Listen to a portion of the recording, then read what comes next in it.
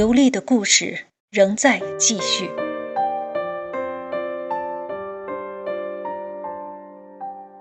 今早上，屯子里的一个人给我发了一个视频，在这屯里收狗的一男的，收了一车狗，收一车狗啊，他问我救不救。在刘丽与狗贩子 N 次对峙里，狗贩子总是获胜的那一方。常有一些狗贩子从附近农村低价收来一些狗，或在路上用食物骗来一些狗，拉上一车送到刘丽的流浪小动物救助中心门口，高价卖，明示或者暗示刘丽，如果他不收，这一车就作为肉狗卖到狗市上去。狗贩子赌的就是刘丽会不会心疼，要不要救下这车狗。这几乎成了一条连要挟带拿捏的道德绑架产业链。这啥时候能过来？应该很快吧。他们吧，全是我要在狗肉馆，我经常去，我全是全文。你们看，我们现在一天要飞一天好几千块，都是就在狗肉馆屠宰场，他们收的狗。然而，刘丽无法打破这条产业链。一个有道德的人，只能任由没有道德的人用道德要挟。现实就是这么荒诞。因为在现有法律框架下，狗属于财产范畴，买卖狗只要双方自愿，就是不违法的。只有通过盗窃、抢夺等非法手段偷来的、抢来的狗，才因为侵犯了物权法而构成犯罪。如果没有失窃的报案人，谁来证明这些狗是买来的还是偷来抢来的呢？如果真是买来的，或者是流浪狗捡来的，没有物主，就更是没有任何依据可以制裁狗贩子。同时，买卖狗肉在法律条例不完善的前提下，很多地方只要有相关经营执照即可，执照由工商行政部门管理。流动中的狗贩子显然不具备被监督的条件，所以即使举报狗贩子无照买卖狗肉，对方大不了一句“我不是卖到狗市，就是买来自己养的，还没来得及办狗证”，也可以轻易躲掉处罚。刘丽不叫你们怎么整啊？那你拉到哪儿去？你在哪儿拉的呀？你收了，你不是说有爱心，你像我们样的，那你收完放哪去？我不喝水，你那你说你收了，你能拉到你赔钱吗？我不整这玩意儿，我整马，我不跟你说。你整马，哎呀妈！我这玩意儿，去年你都整一夏天，我救了好几车，你不整，你年年整。狗子不是人，但有的人是真的狗。狗贩子显然更懂得如何钻法律空子，一套灰色操作下来，几乎是以零成本、低风险的方式博取万利。那些在狗市上卖不出去的老弱病残，那些明显带病狗市都不敢收的狗，那些除了救助中心就剩死路一条的狗，最后都可以在刘丽这里托底，卖个好价钱。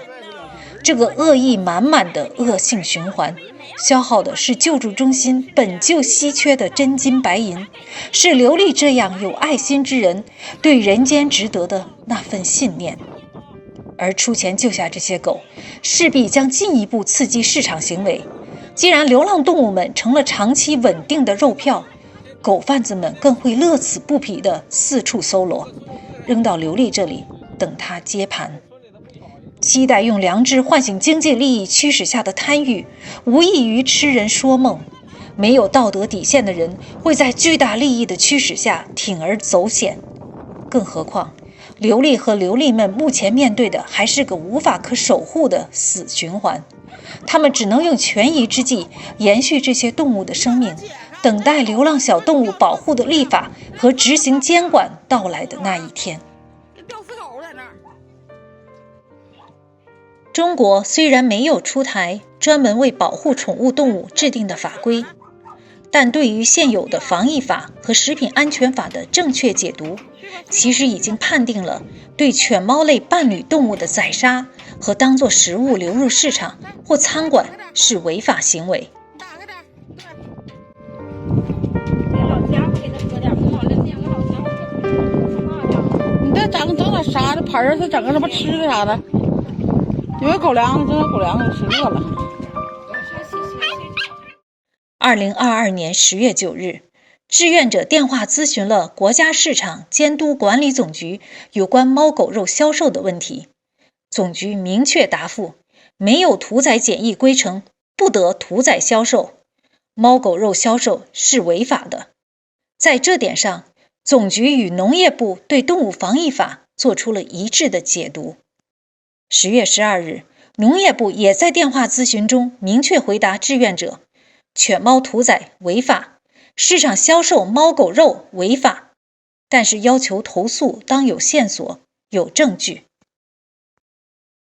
即便如此，鉴于长久以来国内在猫狗肉问题上的误导、误解、曲解和混乱造成的难返积弊，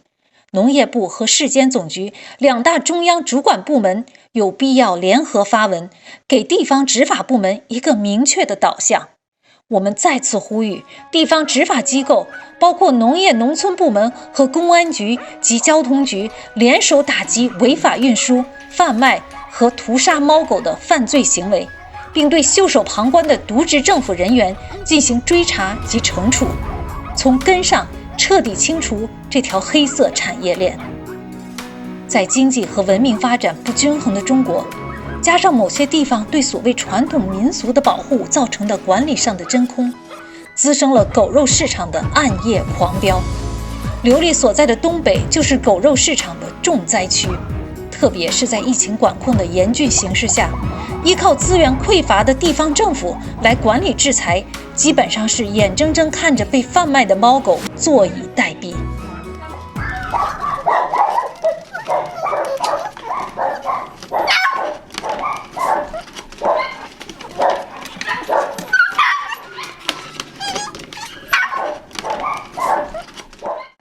疫情之后，受饲主经济压力与地方防疫措施的影响，动物弃养行为加剧，更多的狗成了流浪狗，这无疑对流浪动物救助站来说又是雪上加霜。市面上的狗肉绝大多数来源不可追溯，吃狗肉就等于吃风险。一个再简单不过的逻辑就是，连犬只屠宰检疫的规程和标准都不存在，怎么可能从源头上阻止病死犬只制成的肉制品流入市场呢？今天吃到的狗肉，可能昨天还满身病菌的流浪在某个垃圾桶旁，可能是小王家前一阵子丢失的金毛，也可能是小李家刚扔掉的年老体衰的秋田，可能来自繁殖场繁殖不动后最后一点剩余价值的榨取，也可能来自毒杀、诱拐、偷窃、抢劫，可能是上一批犬瘟的受害者，也可能是下一批犬瘟的传播者。可乖了。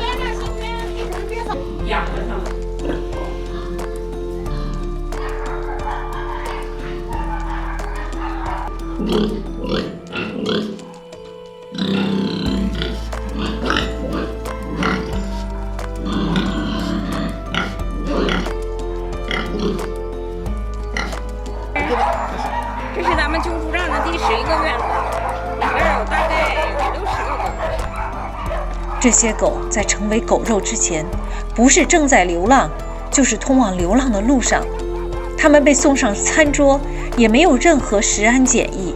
是否有毒药残留，是否有病毒或细菌寄生，全然没有管控和预兆。一切隐患的结果，只能在事发后的社会新闻里看到。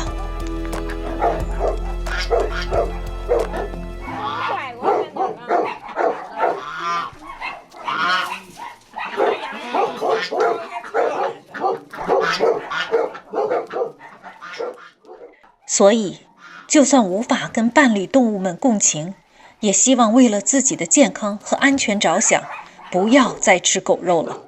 既然无法对生命心生敬畏，那么起码会对食品安全心生畏惧吧。减少了买卖，也就减少了伤害。咱们琉璃小动物救助站不光是猫猫和狗狗，还有一些鸽子呀、鸡鸭鹅呀，还有猪、羊，爱牛什么的，都是一些爱心人士和信佛的救助者放这儿来放生的。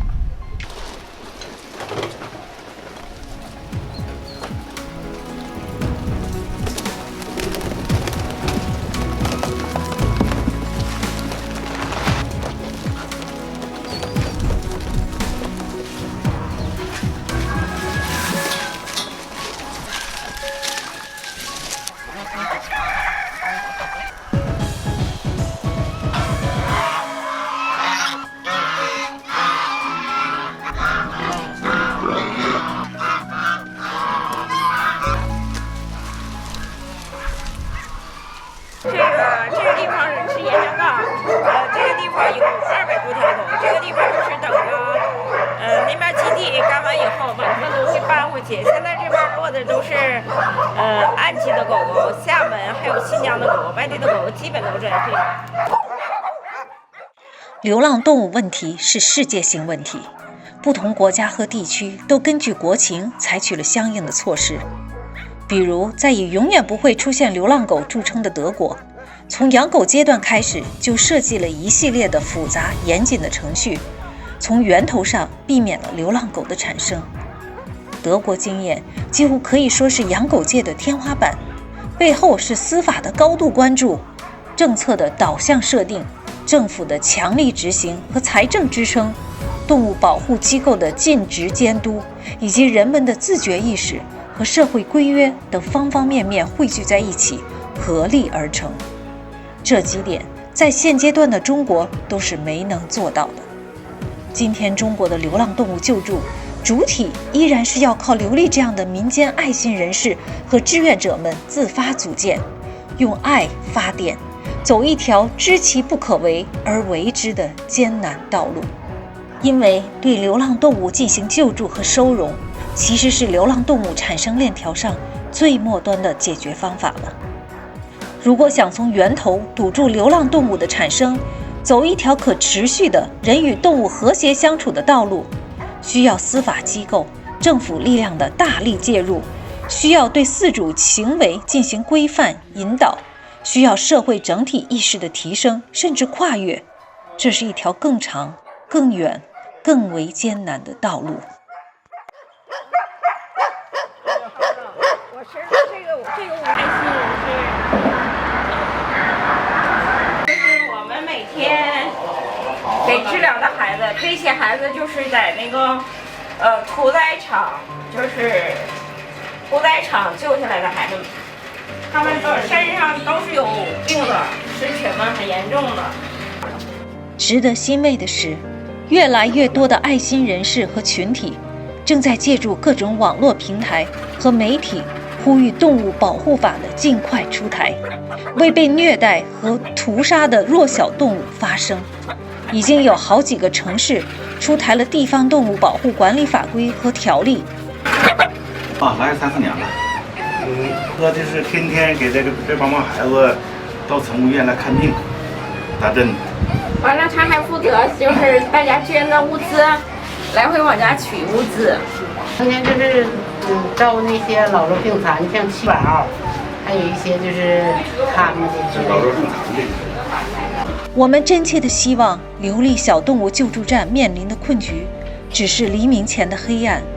我们会在海内外爱心人士的共同努力和帮助之下度过一个个难关，给毛孩子们活下去的机会和希望。救助站送过来1000人，然后现在经过治疗快出院了，已经好很多了。底下这个小狗是车撞的，撞击以后那个小李救回来的，2个最重的放着住院治疗了。它这也是就是送来的小臂肢，那是昨天新收的一个小臂肢，这是小臂肢猫，有可造成骨折的。底下这个是个穿腹加肾衰，这个猫也是个骨折的，然后它已经好了，给它做绝育了，但是绝育我都免费给它做了。这是高空坠落把腿摔折的，还把那个前腿砍折那个，前腿砍断了，现在也拆线了，今天没人出院回家。认识刘丽得有11、12年了吧？这11、12年，反正一直在帮助她，然后治疗费啊这些进的粮都是纯进价的，然后治疗费都是贴一批价，基本上有的些都不挣钱了，或者像一些绝育啥都免费给做，因为这个刘丽太伟大了，她这个事情，所以说作为我们来说能帮就帮一些，她也太困难了，一个人救助这么些狗，4000多只狗。100多只猫，所以说100、200只猫，太可怜了。然后现在有好多志愿者现在在帮他，他也挺好的。然后我们能做最大努力就是给他减轻一些负担，减免一些医药费，完治疗的药啊，都基本上都是进价，这是我们对他最大的帮助吧。